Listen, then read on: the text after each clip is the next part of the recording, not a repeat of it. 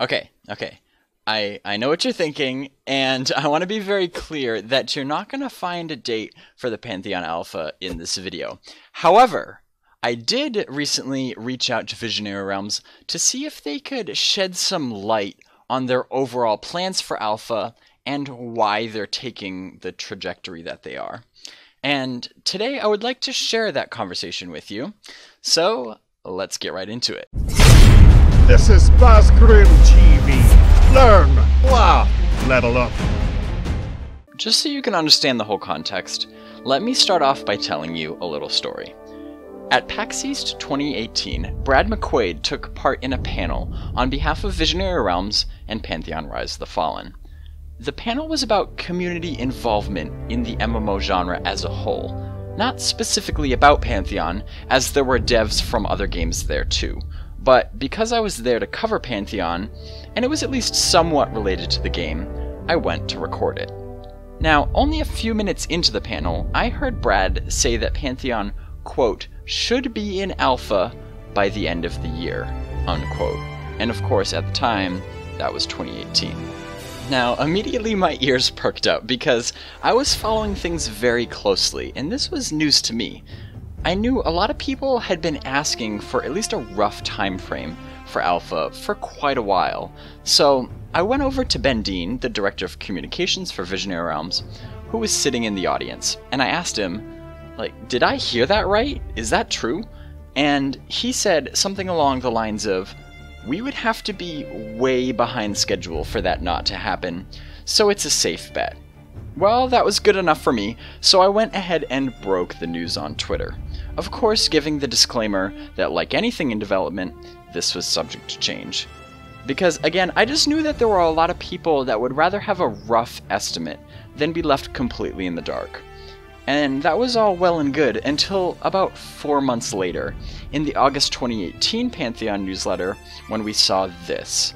Quote, earlier this year, we aimed to have Alpha available by year's end, but we've restructured our approach since then, so don't expect Alpha this year, unquote. Now, unsurprisingly, a lot of people were pretty disappointed about this news, but I think that's probably because a lot of people interpreted it as some sort of missed deadline, and that's just naturally the danger of releasing tentative timelines like this. Because I've seen a lot of people online saying things like that development has slowed down, they're behind schedule, etc., etc. But because of what I knew from PAX, I didn't look at it that way. So, like I said, I recently contacted Ben Dean again to ask him if they really did fall that far behind schedule, and to see if he could clarify what they meant by restructuring their approach. And, of course, while I was at it, I couldn't help but go out on a limb and see if they maybe were willing to share their new timeline. And this is what he said. Quote, yes, we did move our internal goal dates for Alpha, so we could focus more on bringing the Pantheon experience closer to launch quality in art and polish. We are not yet ready to share the revised Alpha target date, unquote. So I think this makes it very clear that even though they were not behind schedule, they still made a very conscious decision to move the Alpha date back. For one thing, a lot would have had to have gone wrong in just those 4 months in order for them to fall that far behind schedule, and I just don't see any evidence of that happening. Plus, this was all announced another 4 months before the end of the year, and it was probably decided even before that, so it really seems like a very premeditated and intentional decision. In other words, it seems like they could have continued on their original schedule and released Alpha at the end of 2018, but it just wouldn't have been quite as impressive as it will be now. But then again, I guess to most people that's probably not all that surprising. To me, the part that I find most interesting is where it says, quote, bringing the Pantheon experience closer to launch quality in art and polish, end quote. But I'll get into that a little bit more later. Because I then asked Ben if it was still the plan to have the entire continent of King's Reach done before Alpha, because I figured if they were shooting for that level of polish on an entire continent, it would probably be a while until Alpha was ready. And this is what he said. Quote, that was the plan back then, but as noted, alpha plans have changed, and that may no longer be the case. So here's what we can derive from all this. First of all, even though alpha is hardly imminent, there's at least a light at the end of the tunnel, since it won't require an entire continent to be complete.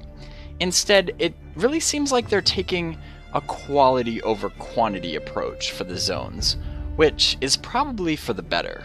Think about it, there's gonna be literally thousands of people who will be laying eyes on Pantheon for the first time in alpha.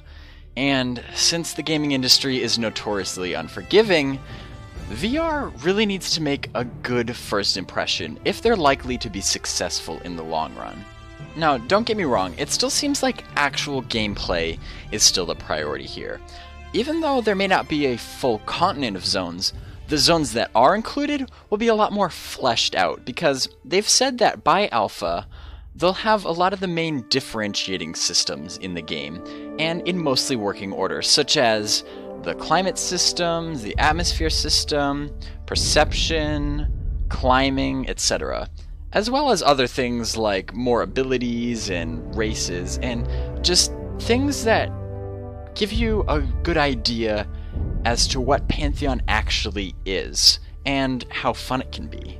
However, like it or not, a lot of that very first impression involves just making the game look visually beautiful, so they seem to be paying some extra attention to that lately, which definitely ties in with all the artists and the animators that they've been hiring. Because it just doesn't matter how many disclaimers you give about how these are true testing phases, and it's for bug reporting and feedback, and it's not just playing like you would at launch. People are still going to have a tendency to make these huge judgments based on very little context within their first few minutes of being in the world.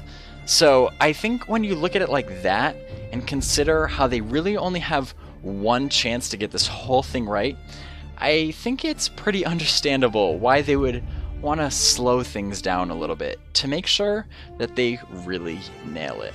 So if you learned something from all this, hit the like button and subscribe so that you can stay up to date with more Pantheon coverage like this. And while you're at it, go ahead and share this video so that others can stay informed on this very important topic. But until the next video, my name is Bazgrim, and thanks for watching.